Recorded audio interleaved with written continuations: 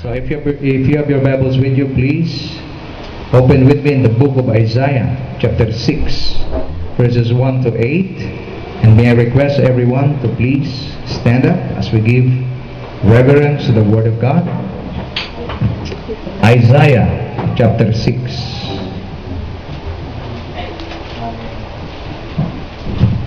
Verses 1 to 8. In the year that King Uzziah died, I saw the Lord high and exalted, seated on a throne, and the train of his robe filled the temple. Above him were seraphim, each with 6 wings.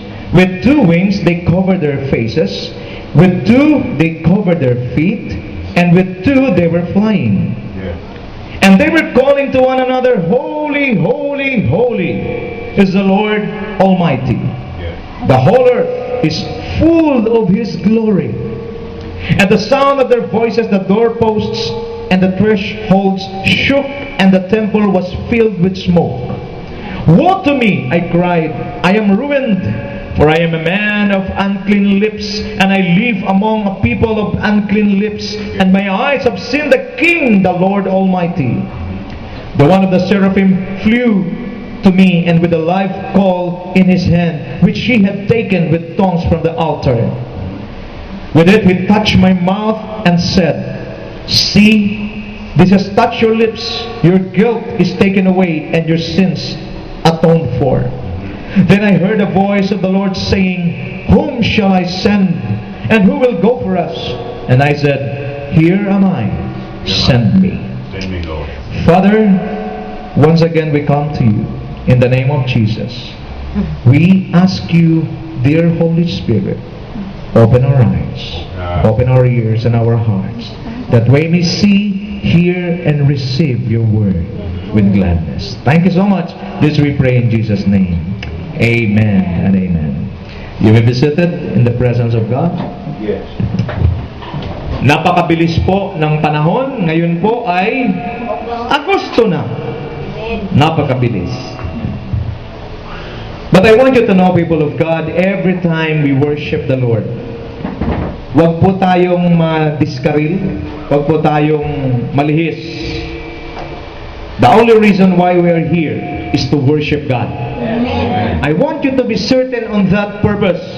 I am here to worship God. And the moment a person worship the Lord, the first thing na kanya pong makikita is the holiness of God. Pagkasabi sa katabi mo, holiness of God. Importante po ito. Pag nakita mo yung holiness ng Panginoon, ito po ay magbubukas sa iyong sariling kaisipan, sa iyong puso kung anong dahilan ba't ka nandito. This is no ordinary worship service. Amen. Amen. This is no ordinary worship service. Because if the presence of the Lord is in our midst, everything is supernatural. Amen. Hallelujah. Brother Robert, ang una dapat makita natin is the holiness of God. Why? For God is a holy God. Amen. Amen. I want you to open your Bible with me, because dapat meron tayong foundation, Robert. Meron tayong reference kung bakit natin sinasabing God is a holy God. In 1 Peter chapter 1 verse 15 to 16. I'll be showing you both in Old and New Testament that we need to see the holiness of God. In 1 Peter chapter 1 verse 15 to 16 says, Therefore, with minds that are alert and fully sober, set your hope on the grace to be brought to you when Jesus Christ revealed at His coming. As obedient children, do not conform to the pattern, or do not conform to the evil desires you had when you lived in ignorance. But just as He who called you is holy, so be holy in all you do. For it is written, Be holy because I am holy. Nakita niyo yung requirements ng Panginoon? magpakabanal kayo sa lahat ng inyong gagawin. While you are listening to me, keep a holy mind. Amen? Amen. While you are listening to me, keep a holy heart. Amen. This is the reason why we are here. You are here to be reminded of God's holiness. Now let me refer to you or bring you at Leviticus. In Leviticus verse 11. Leviticus 11, verse 44 to 45. In the Old Testament, Genesis, Exodus, Leviticus. Chapter 11, verse 44 to 45. I am the Lord, your God. Consecrate yourselves and be holy, because I am holy. Do not make yourselves unclean by any creatures that moves along the ground. I am the Lord who brought you up out of Egypt to be your God. Therefore, be holy, because I am holy. Leviticus 20 verse 26, you are to be holy to me, because I, the Lord, am holy, and I have set you apart from the nations to be my own. Mga kapatid, sa modern Christianity, medyo yata na pag-iiwanan na ang holiness ng Panginoon. Di ba, JR? Sa modern Christianity, lalo na yung mga kahigtikan ngayon, yung holiness ng Diyos medyo nakaligtaan na. I want you to know, the Word of God never changed. Amen. It remains forever. Amen. God will never compromise His Word. Amen. Hindi pwede na you're serving God at the same time you are serving the devil. Right, amen. Amen. You cannot do both. You cannot serve two masters. All right. Amen. God is a holy God. What does it mean? Holiness means purity. Dapat pure ang mind, pure ang heart, pure lahat. Nagkakanawa mo ba na yun? Amen. This is the requirement that God, the holy God, wants from His people. All right. Be holy, for I am holy. Dapat wala tayong mga practices na hindi po pleasing sa mata ng Diyos. Maybe you are here today and you are having this thing sa buhay mo na hindi po kabanalan. Be reminded. Be holy, for I, the Lord your God, is a holy God. Amen. Maybe merong mga hatred, maybe merong anger, maybe merong mga lustful thoughts, or maybe merong mga kaisipan na hindi po maayos. God is calling us to be holy. Amen. Oh, hallelujah. Because He is holy, we need to know what is due to Him. Dahil siya ay banal, dapat alam natin kung anong para sa Kanya. In 1 Chronicles chapter 16, verse 29, it says, give unto the Lord the glory due to His name. Bring an offering and some before Him. Worship the Lord in the beauty of His holiness. My friends, here in this church, I want you to be reminded Yes. that we need to keep ourselves holy before God. In our words, in our minds, in our hearts. Bakit? Kasi ang nangyayari, pag hindi na po natin na nakikip yung holiness, ang nangyayari, na-i-involve tayo sa worldliness. Marami pong mga Kristiyano na wala yung holiness, nagiging worldly. At pag naging worldly na tayo, ano na po nangyayari? We are no longer giving glory to God. We are giving glory to ourselves. We are giving glory to people. But Sister Laura, the one who created you, the one who gives you life, the one who blesses you, is a holy God. Amen. Ano nangyayari? Hindi natin nabibigyan ang Diyos ng glory due to His name. We need to give Him the highest respect or reverence.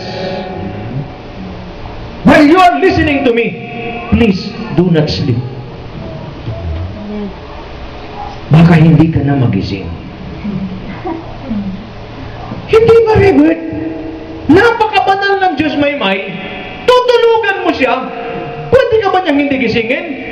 Pwede. Pakisabi sa katabi mo, mag-ingat ka. Kasi minsan may iba natutulog sila. Holy God yan. Powerful God yan. Anong mangyayari? Baka mamaya pag pikit mo, tuloy-tuloy na yan. Malawak pa naman dito sa Beyblades, maraming kang paglilibingan. Diba? We need to give Him the highest praise and the best worship. Amen. As we're singing a while ago, hallelujah, I sense the presence of God. Amen. Nakita natin?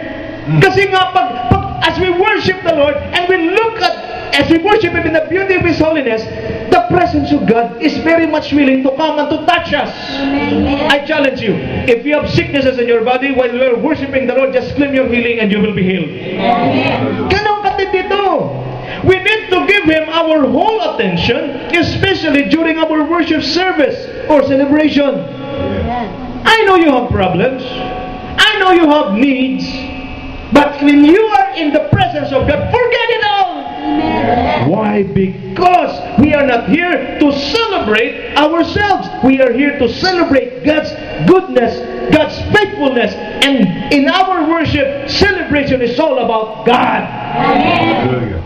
Pag dumago na po kayo sa Sunday at nasa Beyblades na kayo, isa lang ang nasa utak natin, ay Diyos. Amen. Yung problema mo, itabi mo na muna. Yung suliranin mo, itabi mo na. Yung mga alalahanin mo, itabi mo na. Bakit? Bakit ko sinasabi ito? We are not here to celebrate ourselves. We are here to celebrate God. This worship celebration is all about God. Nagkakaroon pa ba tayo? Amen. Kahit anong masakit sa'yo, may masakit ba sa'yo? Kalimutan mo na muna yan. Bakit? In the presence of God, there is healing. Amen. We are created to worship God. Amen. Don't you know that? You are created to worship God. Amen. You're not created just to live in this world. Life without God is useless. Amen. Amen. There are processes according to the book of Isaiah chapter 6. We will examine how to worship God in the beauty of His holiness. These processes must happen during every worship services or celebrations where the people of God gathered together in His presence. In Psalm 29 verse 2, give unto the Lord the glory due to His name. Worship the Lord in the beauty of His holiness. Now, let me take you to the book of Isaiah. Ang sabi ni Isaiah, when King Uzziah died, I saw the Lord. I see the Lord. Ang sabi niya. So, kung maintindihan natin, bakit nabanggit ito si Uzziah? Alam niyo ba si King Uzziah, just to give you a little background, siya po ay mabait na hari. Ginawa niya po ang kalugod-lugod sa mata ng Diyos. Listen carefully, meron kayong matutuklasan sa kanya. Ginawa niya, Brother Robert, sumunod siya sa tatay niya, magaling ang tatay niya, naging king siya at the age of 16. At yung kanyang paghahari, umabot ng 52 years. Grabe, no? Pero alam niyo po, bawat laban niya, panalo siya. Oh, glory to God. Di ba gusto niyo yun? Bawat problema niyo, napapanalunan niyo. Amen. Pero, ang problema ganito. Nung palagi na siyang nanalo, Robert, ano nangyari? Yumabang. Pakisabi sa katabi mo, yumabang. Yan ang mahirap. Pag umasensyo na, yumabang. Di ba, Brother Boy? Pag nung mahirap pa, kilala ka. Nung yumaman na, nabulag na. Pag nakita kay tagus-tagus na parang wala ka. Yumabang! At itong pinakakasalanan ni Uzziah. Alam mo kung ano? Yung paghahandog sa altar, ginagawa lang ng priest. Alam mo ang ginawa niya sa sobrang yabang niya? Hindi ko na kayo kailangan. Ako na maghahandog mismo. Ibawal yun. Tama na? Pag mayabang na, wala nang sinasanto. Kahit paraan ng Diyos, sinisira na. Anong Diyos? Hindi, pera. Naghandog siya. Sabi, sinaway pa siya. Sinaway pa siya ni Zechariah. Sinaway pa siya ng mga priest. Sabi, hindi, manhari, hindi ikaw dapat naghahandog. Dapat kami. Hindi. Ako na. Alam niyo po na magsunog siya ng insenso, paghandog sa Panginoon, in-strike siya ng Lord ng plague, at siya po'y namuti. Hindi dahil sa kojic. Siya po'y namuti sa ketong. A very good start, but a very tragic finish. Dahil may ketong siya, bilang hari, inalis siya, Brother Robert, dinlagay siya sa isang lugar na malayo sa mga tao dahil bawal ang may ketong noon, namatay siya na may ketong. Anong ibig sabihin? Please, pwede ka magsimula ng tama at pwede ka rin magwawakas ng mali. Hindi katulad nung tayo na makilala sa Panginoon para tayong mga nawawala sa sarili. Oh Lord, I worship you. Oh Lord, I honor you. Pero pag tumatagal, iba na. Lord, bakit? Ano nangyari, Lord? Bakit, Lord? Nandiyan ka ba? Okay lang. Yumabang! Pero nung siya'y namatay, doon naman nakita ni Isaiah ang Panginoon. The vital point with regards to the holiness and sovereignty of God, that He alone is worthy to be worshipped. Ang sabi niya, I see the Lord. Our goal today is to see God. Amen. Tingin kayo sa akin. Pumunta kayo rito, sinabi niyo ba, pag-attend ko sa church diyan sa Bakeries, Lord, gusto kitang makita. Amen. Or, tamahan ka sana, bato-bato sa langit sa pool ka sana. Ikaw itong, may problema ako. Kailangan kong mag-church. Dahil magpipray kami, sasagutin ni Lord ang problema ko.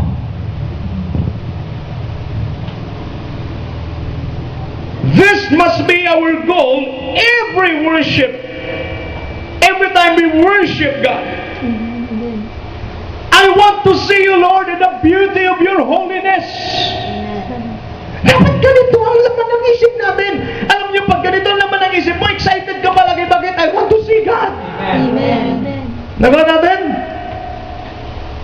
Alam niyo yung mga seraphim, ang sabi nila, Holy, Holy, Holy is the Lord of hosts. Amen. In the beauty of His holiness, this verse emphasized the superior holiness of God. It has nothing to do with the Trinity. Kasi may mga nagtuturo, ang sabi nila, kita mo, Trinity, holy, holy, holy. Hindi naman holiest. Pero gusto ko maintindihan natin, pag inulit to sa Bible ng 3 beses, Robert, ibig sabihin yun yung pinaka-superior. Napa? So wala, hindi yun sa Trinity. Holy, holy, holy. Hindi. Pag sabing holy, holy, holy, in-emphasize, Brother Boy, na yung Diyos na sinasamba talaga natin, napaka-banal. Amen. Ngayon, pagsasamba ka sa napaka-banal na Diyos, Brother Robert, hindi pwede na mayroon kang mga monkey business. Amen. Amen. Kailangan na yung umaga, purified talaga tayo. Sister Laura, hindi ko naman sinasabi, pupunta kayo rito, wala kayong kasalanan. Ako rin, hindi po dito may walang kasalanan. Mayroon tayong kasalanan, pero ang kagandahan lang, the moment na nakikita natin ang holiness ng Diyos, unti-unti natin nakikita ang kasalanan natin, at unti-unti tayo nililinis ng Diyos. Amen. Ang purpose na naman ng worship service na ito, ay malinis tayong lahat. Amen. Nagkakatawang ba tayo? Amen. Hallelujah. As we acknowledge God's holiness in our midst, His glory shall fill this place. If the glory of God fill this place, great and mighty things happen. Amen. Nung sinabi nila, Holy, Holy, Holy is the Lord of hosts, ano nangyari? Napuno ng usok ang lugar. Ano pa nangyari? Lumindol. Hallelujah. Pag ang glory ng Lord bumaba sa gitna ng mga sumasamba, may nangyayaring dakilang bagay. Hallelujah. Ano? Yung problema mo, ayaw matinag-tinag? In the presence of God, lilindolin ng Diyos yan, guguho yan. Amen. Amen. Amen. Tapos naman mga amen na yan, parang galing sa hukay. Amen. Pero mantigas na problema mo, pag dilindol ng Diyos, guho yan. Amen. Usok. Bakit usok? It simply represents the presence of God. Makinig po kayo mabuti. Ang sabi, as they were calling to one another, Holy, holy, holy, and the sound of their voices, the doorposts and the threshold shook, and the temple was filled with smoke. Oftentimes, we face God with double-mindedness. We face God having our personal concerns and requests in our minds. We only want to use God for our convenience. Hallelujah. Hallelujah. Brother Michael, there are lots of people, even Christians, coming to church.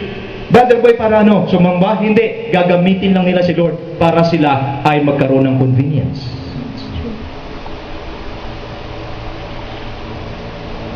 Tahimik, di ba? Kasi may mga tinamaan eh. Akala mo na, nako, kaayos-ayos ng mukha ng katabi mo. Akala mo nag-worship yan? Hindi. Gagamitin dyan ng si Lord. And then we call it worship? No, it's not. You're coming here because you have problems, you have prayer requests, and you want God to answer you. That's not worship. That's asking. Amen. Tapos paglabas mo rito, pag tinanong ka saan ka galing? Sa church, nag-worship ako. Sino may nanong mo?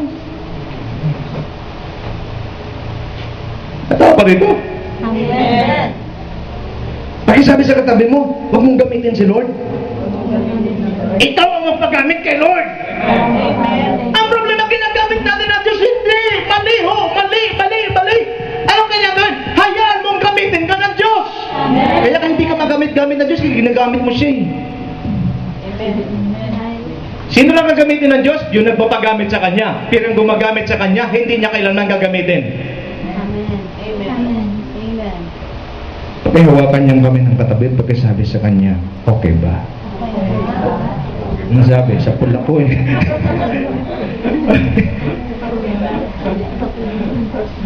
Nakita mo, Sister Mercy, malayo pinanggalingan natin. At sinasabi natin, saan kayo mapunta? Magsisimba kami.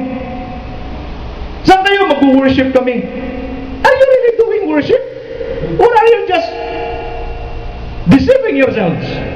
Hallelujah. Pakita ko po sa inyo kung anong mangyayari pagkaharap mo si Lord. Huwag na naman bukas, ako na lang, si Apostle John. When he saw the Lord Jesus Christ in a vision, in Revelation 1:17, ang sabi, when I saw Him, the Lord Jesus Christ, I fell at His feet as though dead.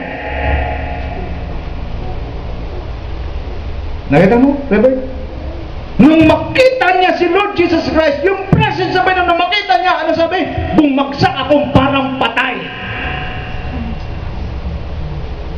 Ano na nangyayari pag nakaharap mo ang Diyos?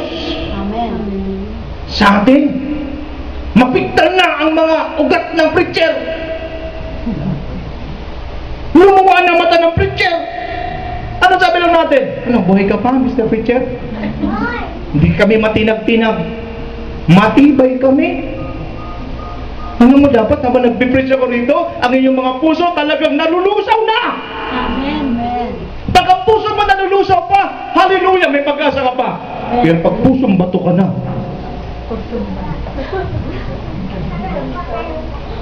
sana hindi katulad mo. Nagkakanuhan tayo, marami Kristiyano, pusong bato na.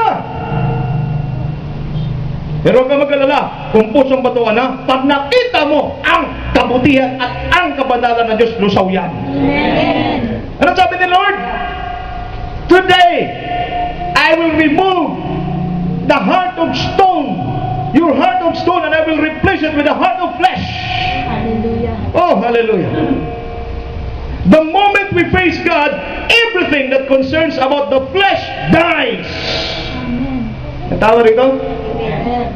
Si self, anong sinasabi ng self, Brother Robert? Ako good ni. Sa mga Ilonggo, ako man ni. Okay? Sa mga Bisaya, ako good ni. Ako pa. Okay? Pag the moment daw na makaharap natin ng Lord, everything that concerns about the flesh dies. Amen. As we gaze upon His holiness, we will forget everything, especially our concerns in this life. Why? Listen to this. Because God's presence is more than enough compared to our needs. Amen. Amen? Amen. Hindi sa akin, anuman ang kailangan mo sa buhay na to, sa mga sandaling ito, higit, Brother Boy, ang presensya ng Diyos, kayang-kaya niyang punuan ang kailangan mo. Pagpaka naman natin sa Lord. What are the things that we should experience when we are in the presence of God? According to Isaiah chapter 6, number 1. Pag tayo daw ay nasa presensya ng Diyos, Robert, anong unang mangyayari? We will see ourselves in the mirror of God's holiness. Amen. Anong kailangan mo, Sister Laura, pag nandito ka sa worship service? Pag nandito ka sa church? Brother Boy, anong nakikita mo? Salamin. Anong klaseng salamin? Salamin ng kabanalan ng Diyos. Amen. Tingnan lang natin ang galing mo pag naharap mo na siya. When we are in the presence of God, we see our impurities. Amen. Mga natin? Alam mo nangyari, Romel? Ba't din natin nakikita, Robert, ang impurities? Nakinig mo buti. The one who is talking here is Isaiah. Kilala niyo ba si Isaiah? Isaiah is a prophet of God. A messenger of God. Being used by God, he is already a vessel for God. But when he faced God, he saw himself unclean. Hallelujah. Why?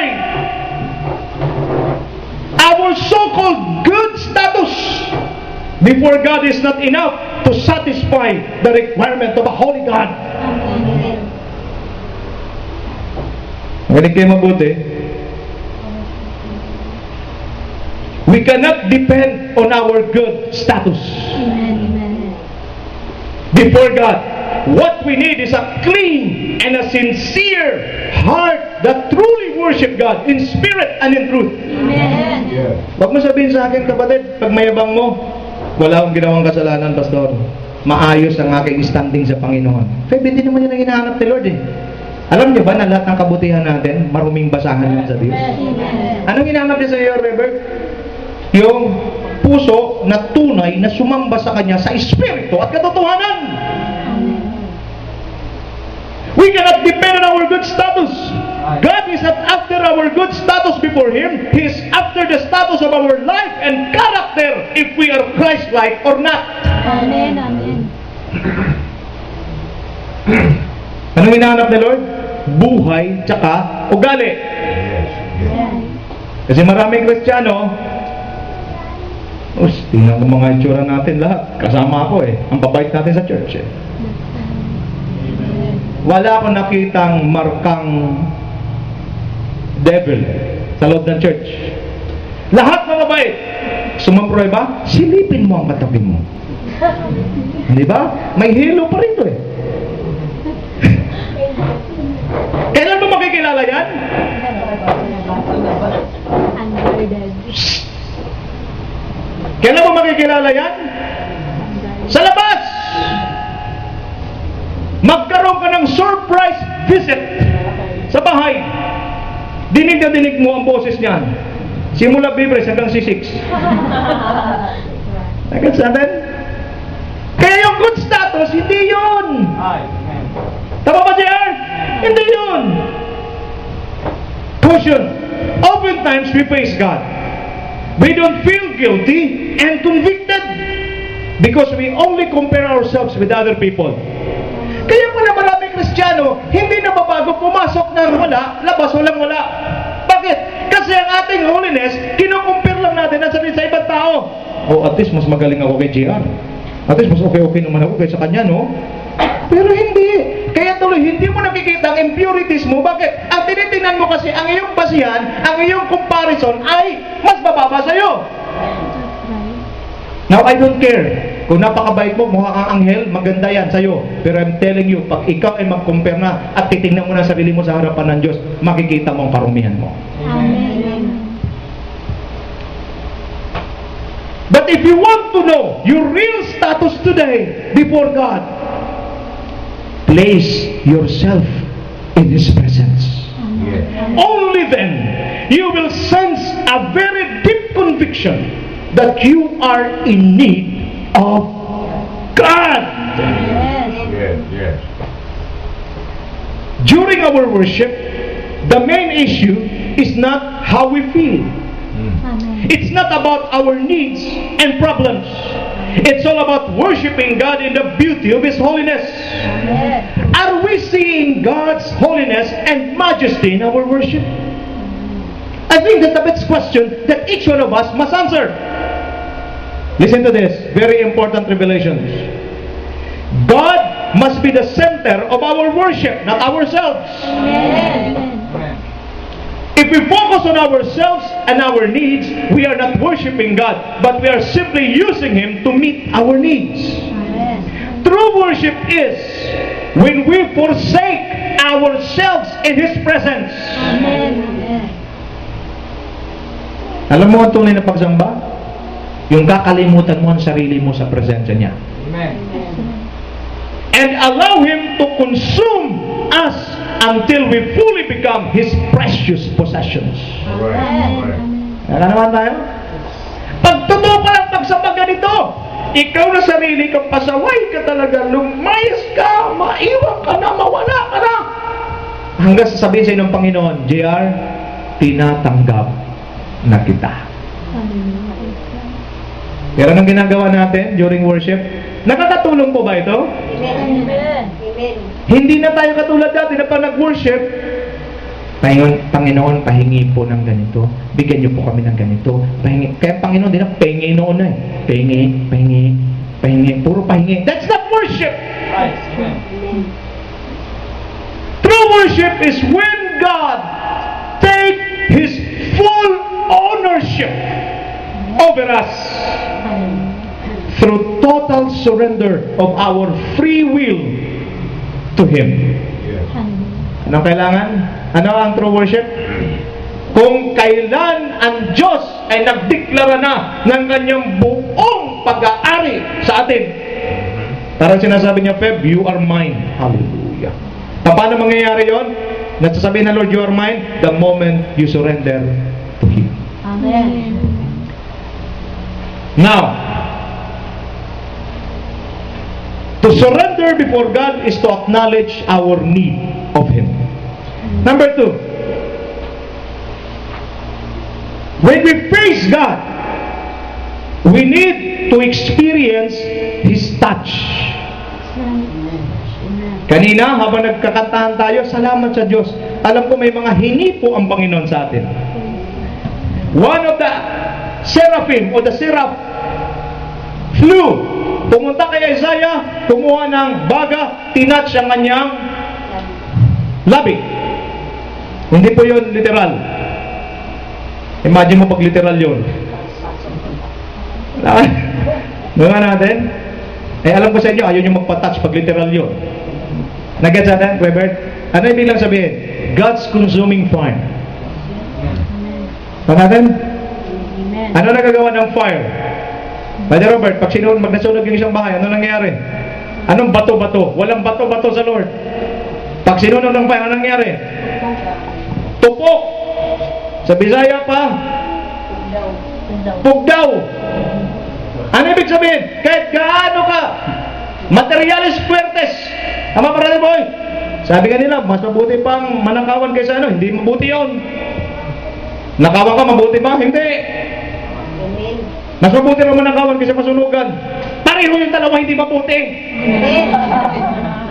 Amen. Pati mga Kristiyano, ganyan, oo nga, mas mabuti po yung nanakawan. Sige nga, subukan natin nakawan ka kung maganda. I-rebuke nyo! Mas mabuti pa nakawan kayo. Hindi! I-rebuke nyo! Ano sabihin mo? Hindi mabuti yan! Ginawa! Mas mabuti pagpalain ka ng Diyos. Amen. May tari doon? Amen. So, ano nangyari? Pag yung fire ng Lord, tingnan sa akin, what will going to touch us today? Ano magta-touch sa'yo today? The fire of God! Amen. Bakit ano mangyayari? Pag na-touch ka ng fire ng Panginoon, sabi, cleanse. Amen. Mga kapatid, ito po'y direktang pangungusap ng Diyos mula sa kanyang puso. Are there things? Mayroon pa mga bagay sa buhay natin na hindi tama. Don't worry. It's not for you to handle. Bakit, Brother Robert? Mayroon tayong kahinaan eh.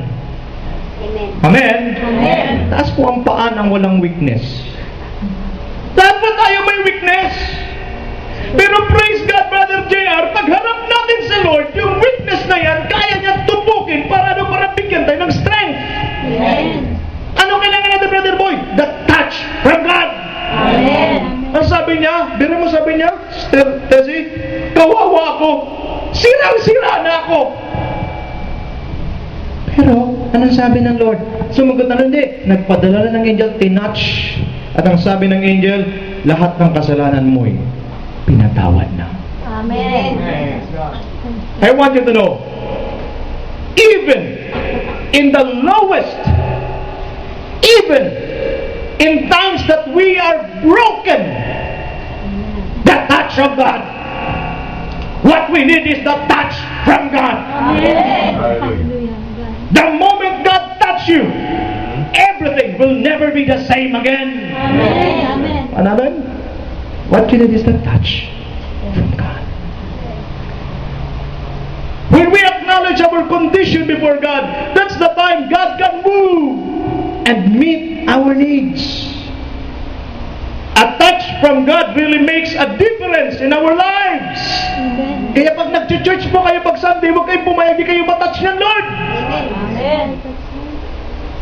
Amen. Tapos na yung mga old days natin.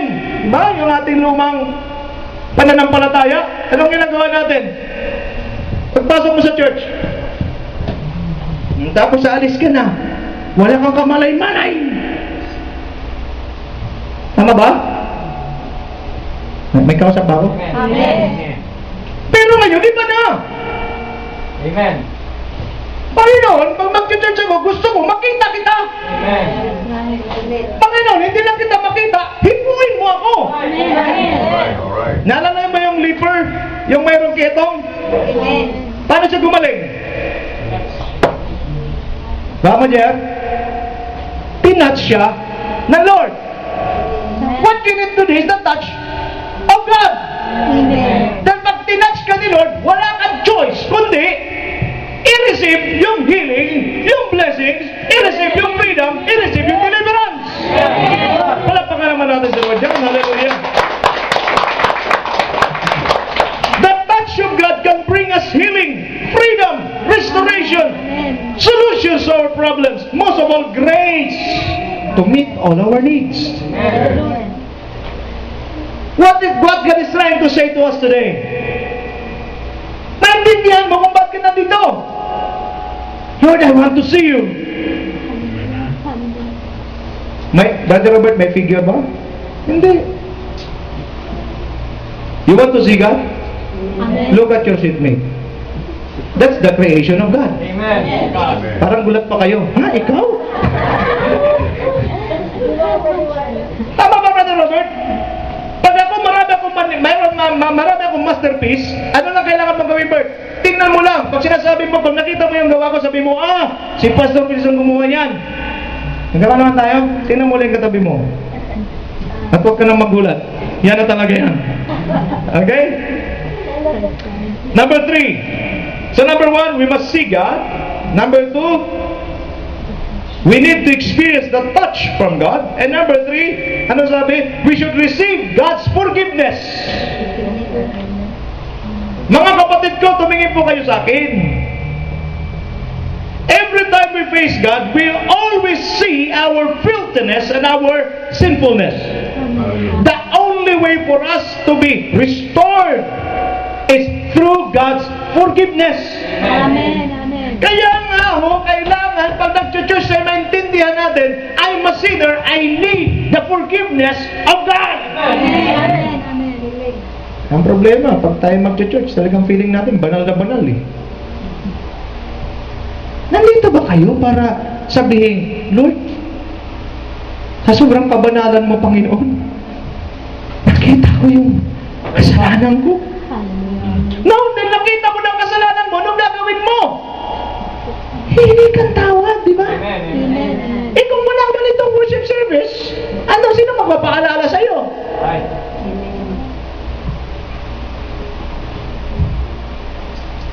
Let's face the fact that we are still living in this sinful world, filled with temptations that awaken our sinful nature to disobey God. Even if we do our best to walk and live a godly life, we sometimes fall into the trap. Amen. Amen.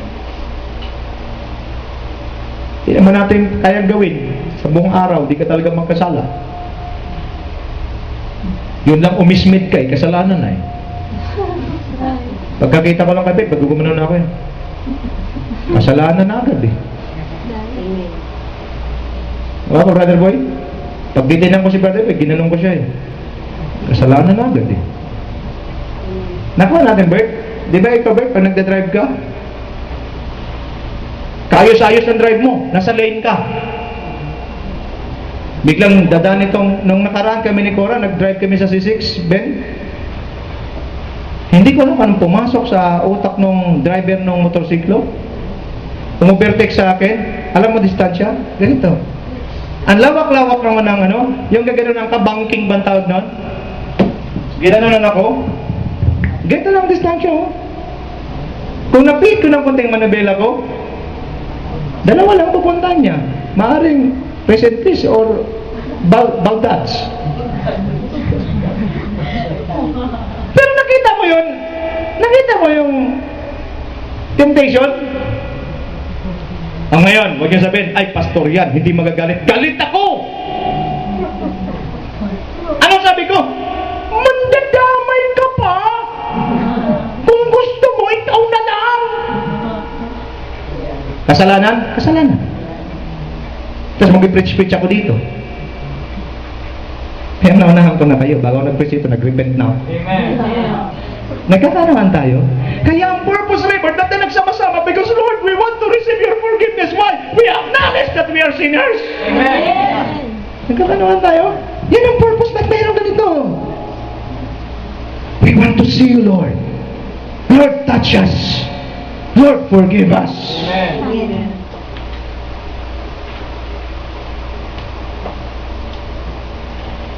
But God's love through Jesus promise us to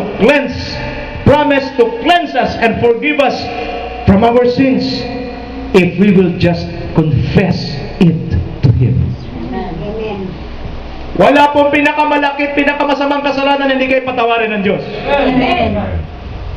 Nagkakanawan tayo? Kahit na ikaw ng pinaka sa lahat ng pinaka. Kahit nga yung magnanakaw Right. Amen. ang pagpapako sa cross is capital punishment. Diba? Nakapako sa cross si Lord, kasama yung magnanakaw. Yung magnanakaw, diretso impyerno na Anong tawag doon, Robert? Biyaheng impyerno. Pero ano sinabi niya? Lord, alalahanin. Pero sabi brother boy, hindi na lang yung isama mo ako alalahanin na lang. Bakit? Alam niya wala na siya Alam niya na Robert, impyerno siya pupunta. Kaya sabi niya, kung naghari ka na, alalahanin mo na lang ako. Pero kita mo ang Diyos, anong tawag doon? Grasya. Amen. Tumingin kayo sa akin. Kasi tayo, pag sabing, ano yan, grasya ba yan? Alam ko na sa utak na pera agad Tama? Ano yan, grasya ba yan, grasya? No! The greatest grace given by God to mankind is His only begotten Son, Jesus Christ! Si Jesus ang tunay na grasya ng Diyos. Pag meron kang grasya, pag meron kang Jesus, meron kang napakalaking grasya sa buhay mo. Wala pa nga naman natin sa Lord. Ang tingin natin sa grasya, pera. No, disgrasya ka pag marami kang pera. Amen. Wala na pag wala kang kwartya. Okay? God has an invitation to each one of us. He's inviting us to come boldly to His throne of grace for us to obtain mercy and grace to overcome our struggles. Only by His grace we shall overcome. Now, why we need to receive God's forgiveness? Every time we gather, ba't kailangan natin ng forgiveness ng Lord? Di ba sinabi doon sa the Lord's Prayer? Forgive us as we forgive those who sin against us. Ano bang power Rex ng forgiveness ng Lord? Una, it brings and create a new beginning in our lives. Amen? Di ba pag napatawad ka na, mahirap yung guilty ka eh. Nakita na kayo ng mga guilty? Nakita na kayo ng mga guilty? Alam mo yung mga guilty, brother boy? Panayan lingon. Okay? Kaya pwede mo nang pasayawin eh. Okay? Paranoid! Alam mo yung paranoid? Sister Tessie? Nagkukwentuhan yung dalawa. Ano nangyayari? Isipin niya agad, ako na lang pinag-usapan yan. Ano man tayo? Paranoid ang tawag dyan. Pero totoo, hindi naman talaga siya. Ako na naman yan. Sinasabi ko lang ba eh. But if you have been set free by God, kahit na mag-usap-usap pa kayo, i-broadcast nyo pa sa GMA, ABS-CBN, wala na akong pakialam. Bakit? I have been set free by my Jesus. Kaya importante yung napalaya ka, napatawad ka ng Diyos. Yes, ang tao minsan din nagpapatawad. Wala akong pakialam. As long na ang Diyos nagpatawad sa akin, wala na akong pakialam kung patawaran o hindi. Pero I'm sorry pa rin. Naka natin? Huminga ko ng sorry sir, di ba kung pinatawad? Okay lang. Bakit? Ang Diyos naman na hahatol sa atin lahat ang nagpatawad sa akin. Tapos na yan. It brings a new beginning. Yes. Second, it will cleanse us. Forgiveness cleanses us. Parang ganito, brother boy, ang haba-haba na listahan ng kasalanan mo. Isang hingi mo lang ng tawad sa Lord, binura lahat. Kaya nung binalikan ni brother boy, Lord, ng utang ko, 0. Sabi ni Sister Mercy, Lord, grabe, alam ko napakamakasalanan ko. Magkano utang ko? 0. Hallelujah. Remember si Mary Magdalene? Amen. Ano Rex, alam mo si Magdalena? Kinanta na nga ni, Freddy Aguilar eh. Bakit si Magdalena? Masyadong maruming babae. A prostitute. Walang maganda. Ay, may sanib pa ng 7 demonyo eh. Eh talagang matindi siguro mga akit si Magdalena, 7 demonyo nakasakay eh. Pero nung ma-encounter na si Jesus, humingi siya ng tawad sa Panginoon, pinatawad siya, nilinis. Ay, siya pa ang unang nakakita nung ma-resurrect ang Panginoon. Alala mo? Sino na nakita? Si Magdalena. Ha? Ang makasalanan na iyo pa una. Siya muna nakita. Bakit? Kasi ganito, tingin sa akin, pag pinatawad ka na ng Diyos, nilinis ka na niya, brand new ka na, wala na yung dati mong kasalanan, at kung mayroon mo siyang gagawin, kasama ka na at kalakip ka nang makakita sa dakilang bagay na gagawin niya. Hallelujah! Anong feeling natin? Ganito tayo! Hindi ako dadalawin ng Diyos, hindi ako ng Panginoon papakinggan, bakit makasalanan ako? Si Satanas ang nagsasabi niyan. Amen. Wala akong pakialam kung matinding kasalanan mo. Wala akong pakialam mo kung matindi. Isa lang sagot dyan. Lord, forgive me. And the moment you receive the forgiveness of God, kahit pinakamaliit na kundit murado lahat yan. Bakit? Kasi pag ang Diyos naglinis, walang natitira kay kundi. Amen. Forgiveness brings restoration from nothingness to the fullness of His grace. Walang-wala ka na? I want you to know, when God forgives, He forgets, and the moment you are forgiven, you are now God has given you a free access to His grace. Amen. Kaya nagpapasalamat ako sa church na ito. Mayroon tayong mercy, mayroon pa tayong grace. Hallelujah. Hallelujah. These are the things that needs to happen first before God can fully use us for His purposes. Now, how to experience these things? Una, alam na natin, pagpunta natin ng church, ano naman dapat gawin, Mama? Lord, I want to see you. Pangalawa, Lord, I want you to touch me. Pangatlo, anong kailangan mong gawin? Lord, forgive me. Huwag kang umalis dito na hindi mo na-receive ang forgiveness ng Lord. Amen. Huwag kang umalis dito hanggat hindi ka matouch ni Lord. Amen. God's touch really makes a difference. Amen. Amen. May weakness ako, Pastor. Yang weakness na yan, kayang tupukin ng consuming fire ng Lord. So how to experience these things? Kailangan kompleto ang turo natin. Paano? Romans 12, 1 and 2. Ako na lang. Therefore I urge you, brothers and sisters, in view of God's mercy, to offer your bodies as a living sacrifice, holy and pleasing to Him or to God. Anong kailangan natin unang gawin? We should offer our body not just as our bodies as living sacrifices. Before, ang offering ay sinusunog. But bakit nasusunog? Ipatay na. Pero ngayon, ang gusto ng Diyos, i-offer natin sa Kanya bilang buhay. Amen. Bakit buhay, Brother Boy? Para maging patotoo para sa iba. Amen. Naka naman tayo? So anong mangyayari? Pag nakita ng mga tao yung buhay natin, ano sabihin nila? Glory to God. Nawa? Hindi yung pag nakita ang buhay natin, sabihin nila, oh my God.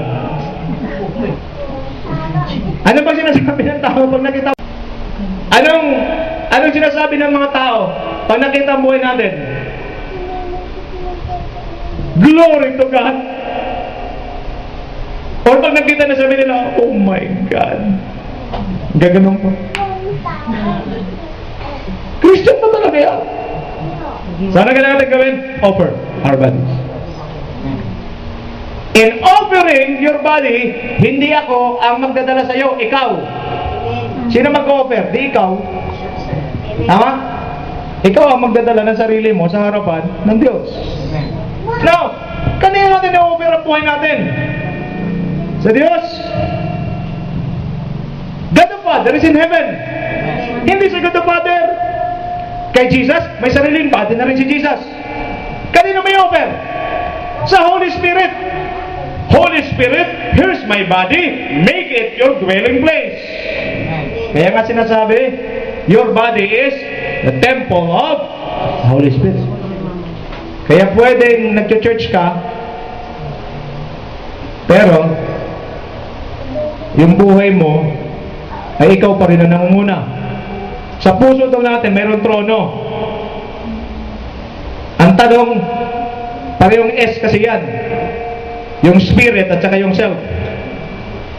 Baka naman si self pa rin na nakaupo. Pinapasok mo si Holy Spirit, pinaupo mo naman sa tabi-tabi. Kaya hindi siya makilos na maayos. Hilahin mo yung self mo, pababain mo sa trono, papalitin mo si Holy Spirit, and I'm telling you, babaguhin niya buhay mo. Amen. But we need to surrender our lives to Him. Ask God, Lord, make me your dwelling place. Amen. Maka natin? Do not treat the Holy Spirit as a visitor. Amen.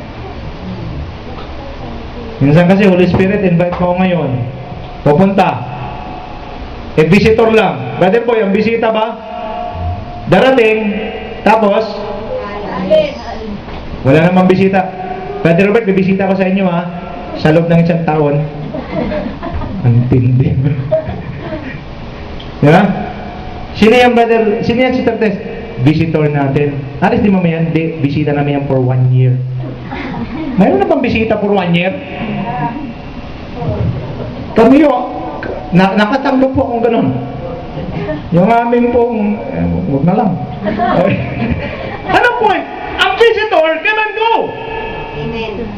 But when you ask God, do not just be a visitor, my God. Be a resident. Amen. Live in me. Don't just be a resident. Lord Jesus, be the president. Amen. Amen. Lahat ng mangyayari sa loob ng bahay na to, as a president, you are in command. Amen. Kaso naman si Lord, pag pinatira mo rito, visitor lang. Kaya pag sinasabi mo, Lord, upo ka lang dyan. Ibisita lang, di upo si Lord. Babalikan mo after 2 weeks na. Nagkakaroon na yun. Gawin mo siyang presidente. Tumira siya sa iyo. Amen. Once your body become a temple of the Holy Spirit, the Holy God will resides in us. He wants to make us His dwelling place. Once we become His dwelling place, then we will receive power from God. Ano sinabi ni Lord? Tarry in Jerusalem, and you shall receive power the moment you receive the Holy Spirit. Tingin mo sa akin, ito tayo magwawakas. Pag ang Holy Spirit nasa buhay na natin, ang kasunod niyan, Brother Robert, kapangyarihan. Amen. Amen. The moment we receive the power from God, then we can do. Saka natin masasabing, I can do all things through Christ. Amen. Ano natin? So, in verse 6, in verse 8, ano sabi ng Lord? Then I hear the voice of the Lord saying, whom shall we send? Whom shall I send? Who will go for us? Kita mo si Isaiah, na-touch na ng Lord, na-cleanse na, nakita niya si Lord, na-touch siya ng Lord, napatawad siya ng Lord. Ano sagot niya? Here am I, send me. Yung iba, hindi naman sinugo, tuloy-tuloy. Maraming ganun, hindi sinugo. Kaya yung mga pastor, minsan nag-uusap kami, ano ka ba talaga? Kasi dalawa yan, calling yan. Ang calling sa Tagalog, tinawag. Mayroon kasi mga tinawag at saka tinulak. Kaya nagtatanungan kami, ikaw ba pastor ay tinawag o tinulak? Yung mga tinulak, dito yung Brother Robert, wala na kasing mapili. At sinabing, ikaw na lang. Ikaw naman, wala kang choice. Ako na ba? Oo, ikaw na. Okay? Siya tawag sa kanya, ang ministry niya, siya'y tinulak. Pag mga tinulak ho, yung nagpapastor, ay hirap na hirap po yan. Hindi niya kayang isustain ang ministry.